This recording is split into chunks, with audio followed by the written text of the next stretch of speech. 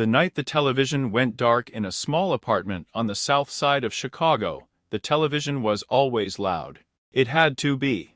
Because when the television was loud, the neighbors couldn't hear the shouting. And when the shouting couldn't be heard, maybe the boys wouldn't remember it so clearly. Marcus and Elijah grew up counting the cracks in the ceiling, while their father's anger echoed through the thin walls. Their mother, Denise, learned how to stand still, learned how to lower her eyes, learned how to say nothing. For years she endured, not because she was weak, but because she believed surviving was strength. Her husband's rage came in waves, sometimes silent and cold, sometimes explosive and terrifying. The boys would hide in their room, pressing pillows against their ears. And every single night, Denise would whisper the same thing to herself: just hold on. Just protect them. Just survive. The night everything changed one winter evening, the shouting never started. Instead, there was a phone call. A car accident. Black ice. Instant. Just like that, the man who had controlled the air in their home was gone. No more shouting. No more fear. But also, no income. No stability. No plan.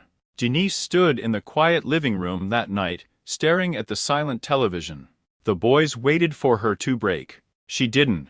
The next morning, she applied for a cleaning job. The House of Books, her new employer, lived in a large, quiet house near the university campus. He was an older man, Professor Harold Whitman. Calm voice. Kind eyes. On her first day, Denise walked into a room that stole her breath. Books. Thousands of them. Shelves rising so high they nearly touched the ceiling, at least 15 feet tall. Ladders on wheels.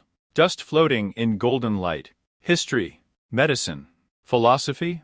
Mathematics. Literature. It felt like stepping inside someone's mind. She hesitated, then finally asked, almost shyly, "Sir, have you really read all of these?" The professor smiled. "Not just read," he replied gently. "I've wrestled with them. I've disagreed with them. I've returned to them. A book is not meant to be finished. It's meant to be revisited." Denise stood there longer than she should have. Revisited. That word stayed with her. The decision that evening, she came home and did something that shocked her sons. She turned off the television. "From now on," she said firmly, "we read." Marcus groaned. Elijah protested. "Mom, that's boring. None of our friends do that. Why are you doing this?" She didn't yell. She didn't explain everything. She simply said, "Because I refuse to let this house stay small." They didn't understand then. But she did. She had cleaned a house that felt like power. And that power came from knowledge. Resistance. Then change. The first weeks were hard. The boys read reluctantly. Slowly. Complaining. Sometimes pretending. Denise didn't check their homework perfectly. She hadn't finished college herself, but she checked effort. She checked consistency. No television on weekdays. 1 hour of reading every night. Book reports at the dinner table. At first, their grades moved slightly. Then more.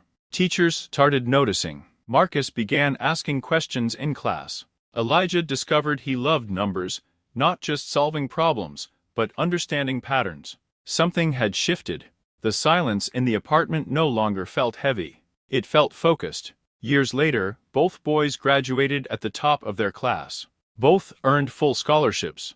The apartment that once held fear now held framed acceptance letters. Marcus chose medicine.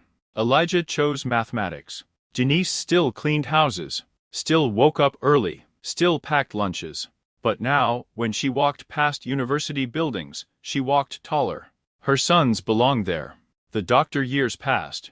Marcus became known for something unusual, not just skill, but patience. He listened longer than other doctors. He remembered names. He treated people like stories, not symptoms.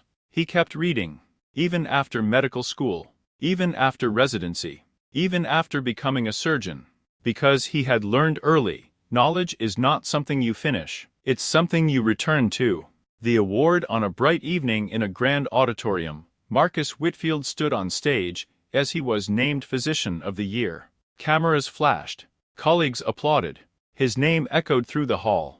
When handed the microphone, he paused. Then he searched the crowd. And found her. His mother, sitting in the third row, wearing the same modest smile she always wore. He cleared his throat. "This award," he began, voice steady but emotional, "does not belong to me." The room quieted.